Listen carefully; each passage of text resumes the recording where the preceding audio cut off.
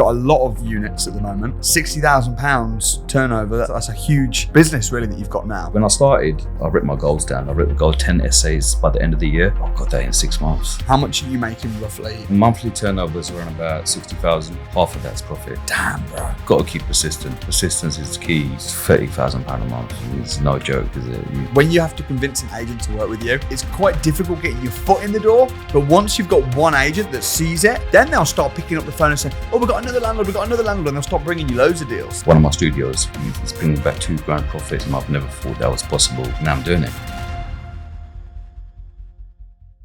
Asim, welcome to Winners on a Wednesday, brother. You've grown and scaled your portfolio super quick. You know, you went from like one inherited property, a couple of things that you've done in Pakistan, to now you're controlling £6 million worth of property. Yeah, last year's been crazy. It's changed my life, I've had a lot on. It's been a journey, but it's been fun at the same time. I've learned a lot. When you came to the crash course, the £1 crash course, I think, if I remember rightly, you were like a bit skeptical and a bit unsure. I come twice. Yeah, skeptical was understatement, Firstly, I doubted you. I doubted the whole process. I thought, it's too good to be true, this, that, and the other. I come first time. And I just didn't have enough time to go into it and start putting things into practice. So I'll come again second time. I thought, let's just do this. Yeah, get onto it, actions. So yeah, it's been crazy. And you've done in 5 months, you've taken on how many properties in 5 months? Well, 11. We've got a few more. So we're in the 6th month now. So I've got about 13, 2 in process at the moment. Do you ever just like pinch yourself and think like, what the heck? Crazy. I look at the numbers now thinking, wow, I haven't even had time to, proper concentrate on the numbers and do the back end stuff. And it's funny because now as well, obviously we get to know each other a bit and you've been doing some mentoring and things like that. But if there's someone that's new, that's just starting out, like now you're that person that's saying to them, like, oh, do this and systemize it this way. And now, and it's crazy to think that when you first came to the crash course, you were the person at the back of the room thinking, nah, man, I'm not sure about this. And now you're actually helping others and putting people up. So just in the last week, I sourced one property from one of my landlords out of my patch. So I sourced it, helping them bring it up. They've just had a 6-round booking. Just yesterday, I helped another academy member, Matt, he was finding it hard to close the deal. He was finding the deals, so I just went down there, bam, just closed it. And he shouted you out for that because he'd been banging his head off brick wall for a few months. He kept saying to me like, man, what am I doing wrong? What am I doing wrong?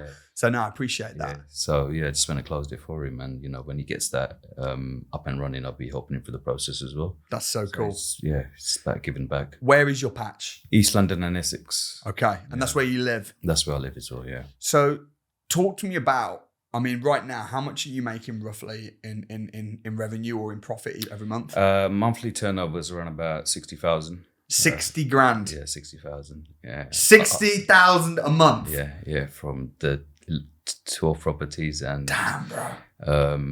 Half of that's profit, so clean profit. So you're making about 30 grand a month? Yeah, just under.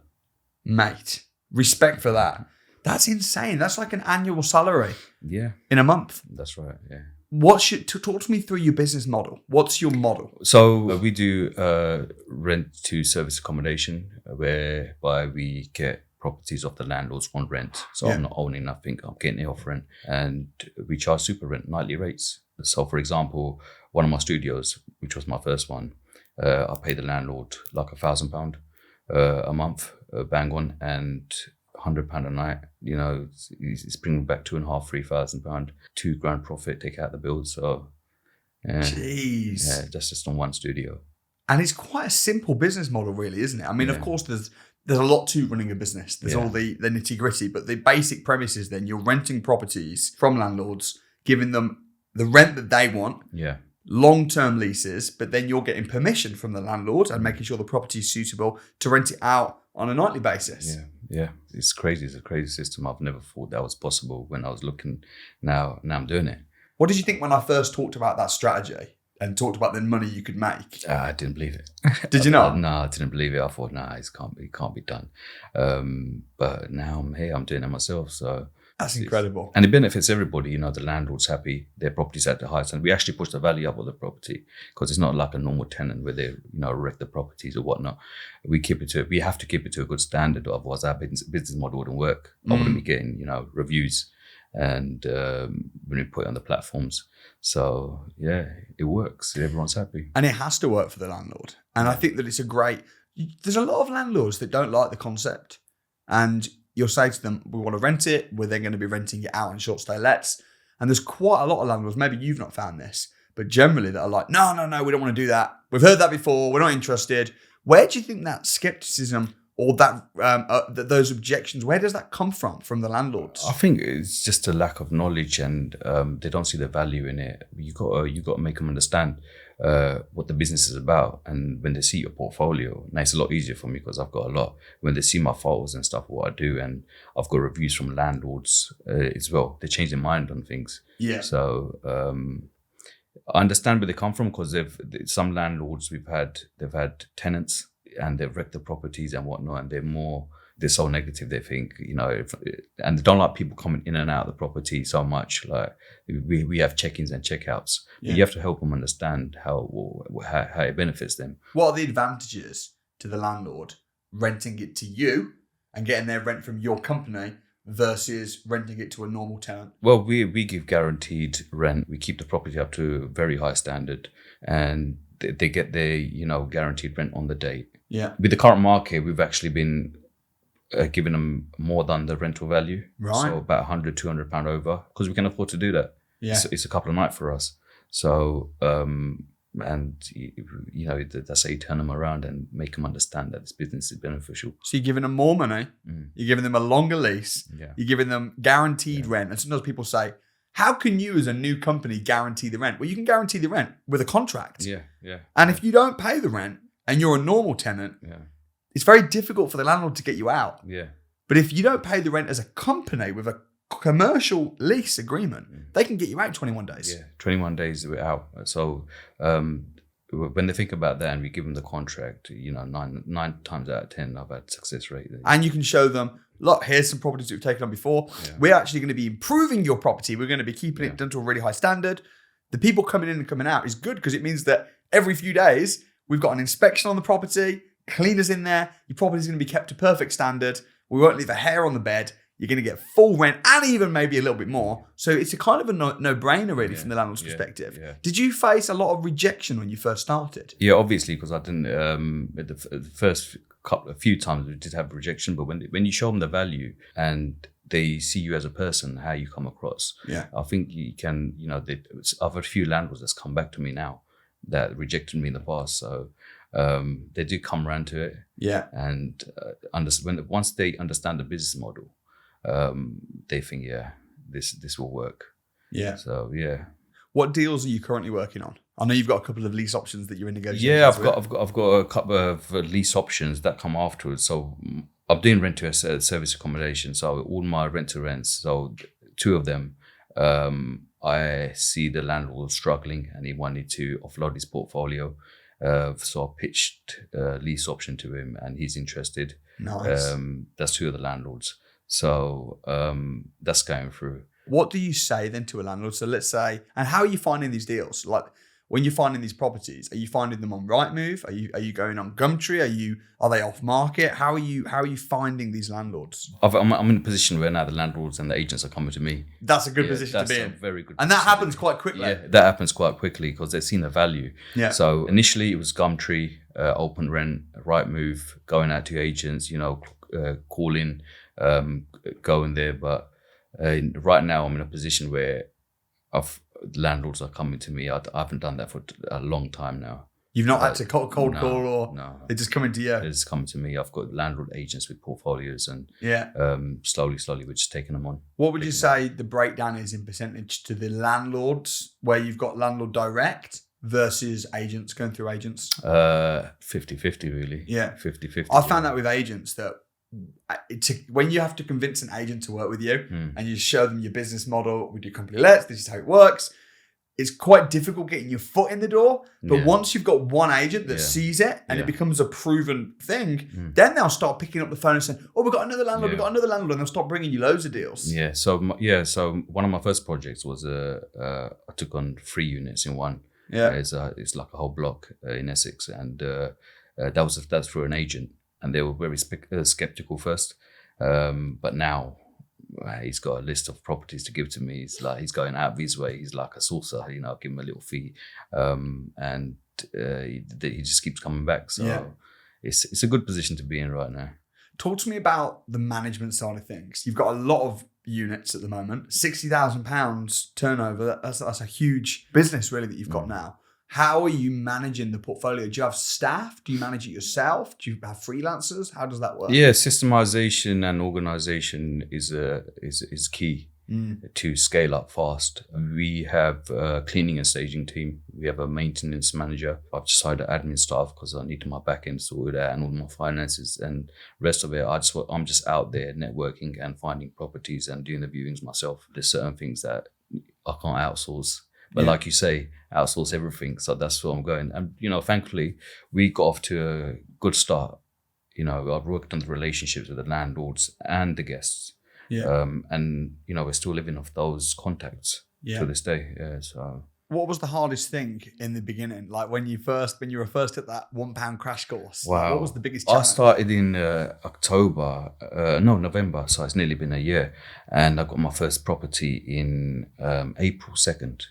And it's all on my Instagram. The whole story is there. And it was overthinking, procrastination, and like, how am I going to do this? I'm thinking about the websites. Like, I'm thinking about small things that were kind of, they needed, but kind of irrelevant. I wasn't taking action. As soon as I started taking action, the day I started taking action, I got 3 flats. Yeah. Yeah. So, What did you think when you got that first deal and you got 3 in 1? Yeah. Like, how did you feel about that? I was still a bit scared. I was skeptical still, but because obviously I've paid money for the academy. I've done that investment. I've just taken on a property now. I'm like £20,000 down. Yeah. And I'm thinking at that point, wow. So we set it up. We set the first one up. But once that first booking come through, £3,000, when it's not even ready yet, that's it. It was just free for all. It's like a snowball effect after that. Yeah. How important do you think it is? Because I know you've made a lot of good friends like Teshi and many people on the academy. How important is it having people around you kind of doing the same thing? Couldn't have done it without them. I mean, the network, especially in the academy with yourselves and stuff, the sport, I wouldn't have known none of this. The strategies, all I knew was straight, single let, the education, the network, the support. If I pick up a phone call to the twins, Gavin and Mitch, I get advice. Anybody, Billy, King. So when I wanted a lease option agreement, I gave Billy a call. And we know he's the king of like lease options. So I go, look, how do I pitch it? Yeah. One phone call. It's that easy. Like, how wouldn't, if I never had him there, if I had a networked, I wouldn't have known none of that. Yeah. So yeah, it's very helpful and it's key. It's key to, us scaling up. What did your family think when you said you were getting into property? I didn't tell them. You didn't tell them? No, I didn't tell them. I didn't. I just done my thing. I mean, the easy going is, but I had to do it. I'm at a point in my life where I had to make certain moves, and I just done it. I didn't tell them. I didn't tell them at all. So when did they find out? They found out when I started calling them to help me out. When you I got a property, like mum, I didn't tell her.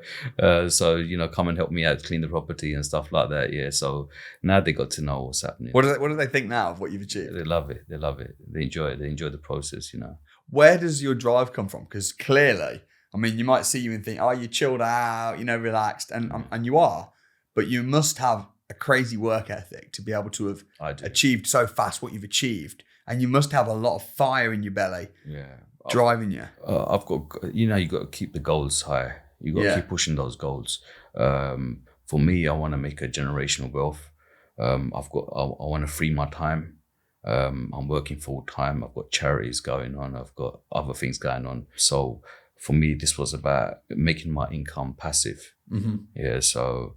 once that's passive, I can give time to other things and, do things that I want to do. And like you say, I want to be able to wake up after I want to be able to wake up. What did you say? I want to be able to wake up when you finish sleeping. Yeah, not when my alarm wakes me up. Yeah, something like that. Yeah, so I want to be in that kind of situation. So we're getting there. Yeah. We're getting there. I'm still grafting.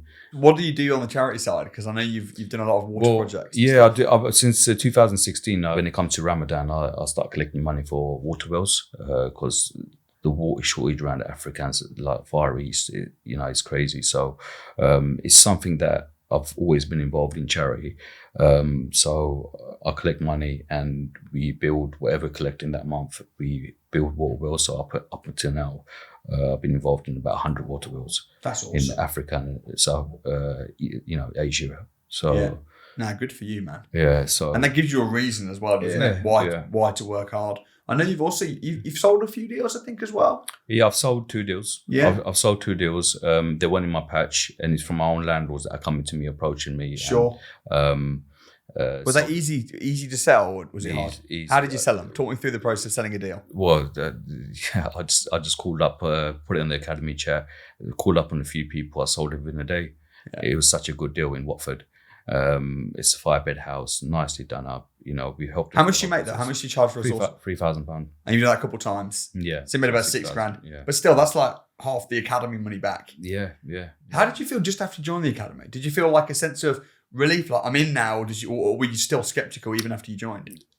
Mixed reactions, because with me it was more about time. It was how am I going to have time to do this? Yeah. I took a few months off work for other reasons, which helped me study and learn all the whole process, get compliances and stuff in order. And it still took a few months of thinking and finding and this and that. It was a hard, you got to keep persistent. Yeah. Persistence is key. You got to keep trying. Something will give.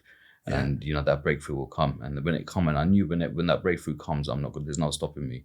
Yeah. And then I think it was the 3rd deal or the 2nd deal. Oh, after my first deal, I got 3 apartments straight away. And you said in the WhatsApp group, when it rains, let it pour. Yeah. So I'm just letting it happen. It's so true, because there's a lot of people that get a few deals and they might be making a couple. How much do you make off of those 3 deals? We make £8,000 profit on those 3 deals. 8 grand. Yeah. A lot of people would almost semi-retire off of that. Yeah.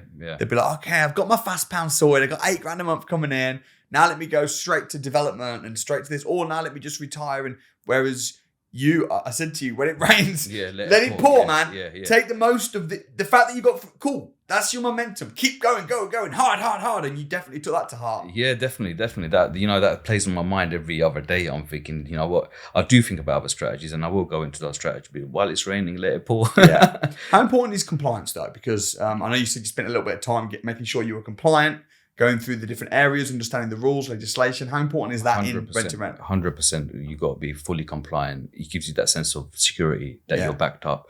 Contracts, compliances, they're very important. Yeah. If you don't have them in order, anything can happen. You can. And the government will make an example of you as well. Yeah, exactly. Yeah. If you're not doing it legitimately. That's right, yeah. What's been the biggest challenge? Biggest challenge, time. Yeah. For me. Personally, finding that time to actually go ahead with this business was a big challenge, especially if I've got so much going on in life. But no, you've had personally speaking, you've had a lot of stuff on. I know your dad passed away a couple of years ago. Yeah, dad passed away a couple of years ago, and that actually changed my mindset fully. Before that, I'm in a good job. I'm a manager. I control about 60 people, but it's a job. It's still a job.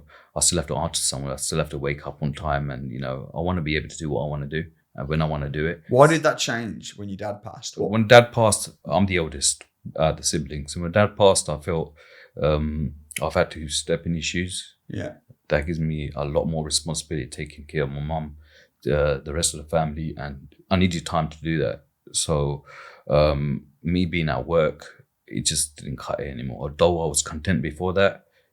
55, 60,000 pound salary. It's not bad for a job, going off 2-3 holidays a year. But now I need to think about the rest of the family and create that generational wealth and make everybody comfortable. Yeah. Yeah. Are the family doing property now as well? No, not Not yet. Not at the They moment. probably will do. There will be. Why make 60 grand a year when you can do 60 grand in a month? Yeah, 100%. Yeah, why? I'm the kind of guy that was like I'll show you rather than talk about it. So if they see me do it, they will be influenced. My brothers are asking me already. So where I can, they will slot in. And I think confidence, in my experience, confidence comes from knowledge, and confidence comes from actually results. Yeah. When you get your first deal and you see the cash flow coming in, your Yeah. confidence shoots up, and then obviously you're going to perform better. Yeah. You just got to take that and just slide with it. Just got to keep going, and that's what we've done. How did you justify investing so much into yourself before you started growing your portfolio? How did you justify that decision? I've had to. It's education. I've had to pay. You got to pay for your education. You can get educated, but to have like the academy, we've got mentors in place. We've got the network. We've got yourself to have, and it just makes everything easier. Once I thought of that, and I thought, this is the right place. This is the right environment to be in. You've got to be in that environment, and to succeed. If your environment is winners, you're gonna win. Exactly that. Yeah. Exactly. So you've got more chances of winning. You just got to take action. And you've made it so easy for us. I mean, all the contracts in place, I've got them on my phone. I could, just like send a contract there and then. Normally, on a normal circumstance, where would I find that contract? Where do I go to a solicitor? Where do I, we've got everything on the portals. Yeah. So, and when you work hard at the same time, yeah. Have you had any nightmare guests or nightmare properties? I've had the wreckage.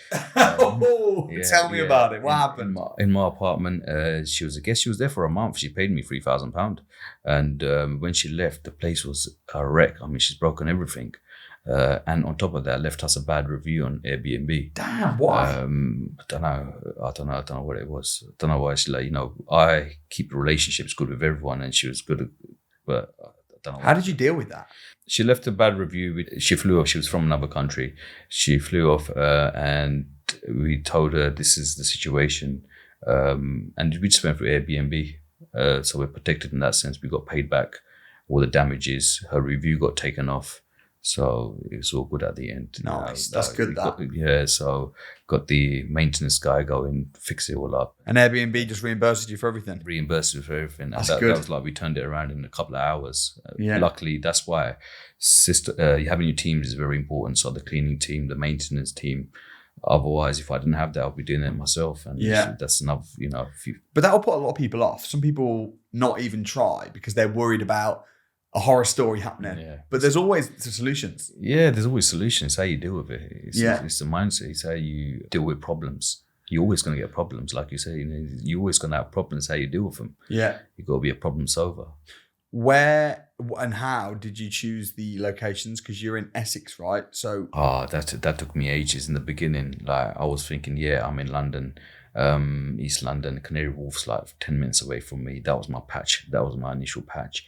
Then I'm thinking about the 90-day rule. I'm procrastinating on that. That took ages, this, that. And then the rental prices.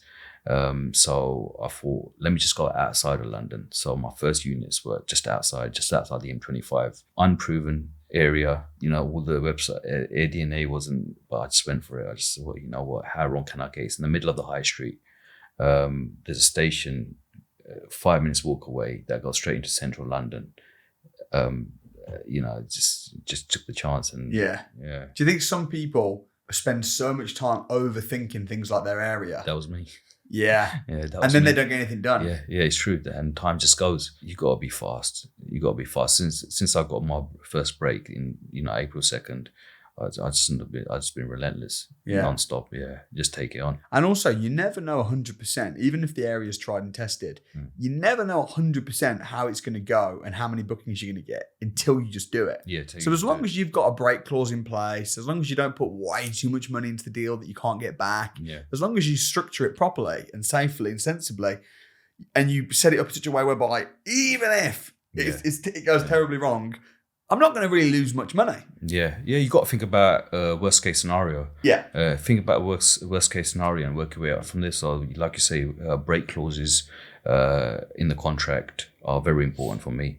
I would put 6 months and a year. So even if it doesn't work, worst case scenario, 6 months later, you can give the property back. Yeah, just start from the worst case scenario and work your way upwards. Yeah. So you're protected.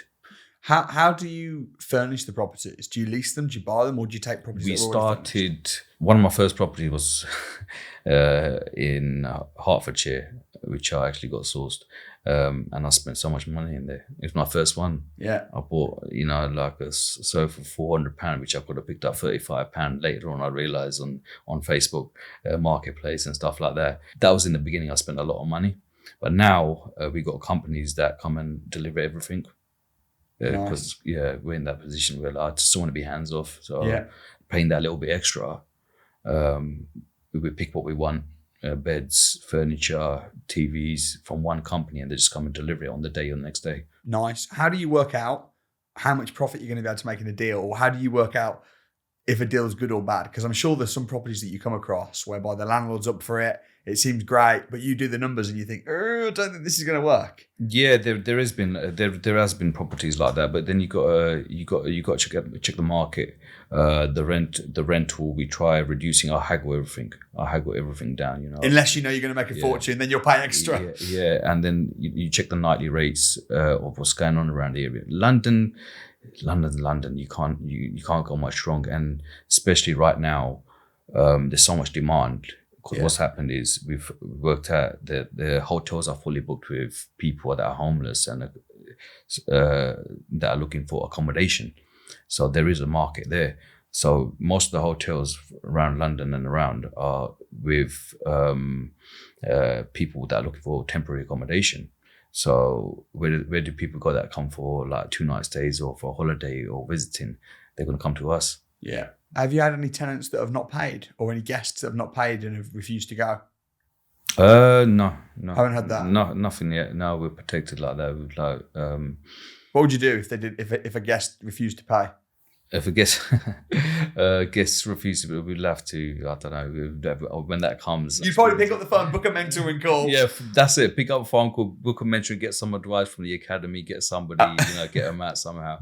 We get them out easy. I've had it. Yeah. So we've not had that yet. Because the thing is, as a tenant, it's much harder. But as a guest with your business model, if they don't pay, it's the same as if you're at a hotel. If you're at a hotel and you don't pay, they'll just kick you out straight away. Yeah, there's no reason why they shouldn't. We get the money beforehand anyway. Yeah, you charge up front. Yeah. So, and the other thing is, you got to keep a good relationship with everyone. Yeah. I'll keep a good relationship with not only my landlords and agents, with also the guest, every single guest. The first guest that come in, I'm still talking to this day. Yeah, it's relationships, how you build them. Paying attention. Yeah, and they're the ones that are going to leave you a review. I think today I should be very close to becoming a super host. I just got a message. So your super host title is coming real soon. Yeah, so I need one more review, but I've got a couple of bookings in the next few days. So one more review and you're super host. Yeah. That's obviously a big deal to you. How will it feel when you become super host? Wow, that's a celebration just there. That's a celebration. Are you going to be at the awards night Saturday? I will be here. I will be at the awards. Yeah. What advice would you give to yourself from a year ago when you were just sort of looking into this and you were skeptical and... Move faster.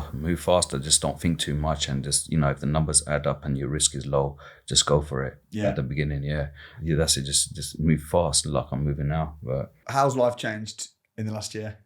Life's still hectic in terms of finance. Yeah, I'm more. It's £30,000 a month. It's no joke, is it? What are you doing with that? Are you whacking it away? Are you investing into property? Reinvesting. I mean, we're putting £10,000 aside for bigger projects. Yeah. So I'll be looking at BRRs and stuff like that. We're taking a percentage of wage in, but most of it we're reinvesting and just scaling up as much as I can scale up to. Targets £100,000 a month. That sounds realistic considering you're turning over 60 already. Yeah. When I started in January, I wrote my goals down like make us write our goals down. I wrote the goal 10 essays by the end of the year. I got that in 6 months. Well, huge respect to what you've done. It's been a real pleasure working with you. I'm excited about seeing the progress over the coming months and years, my brother. Thank you very much. Love. Cheers.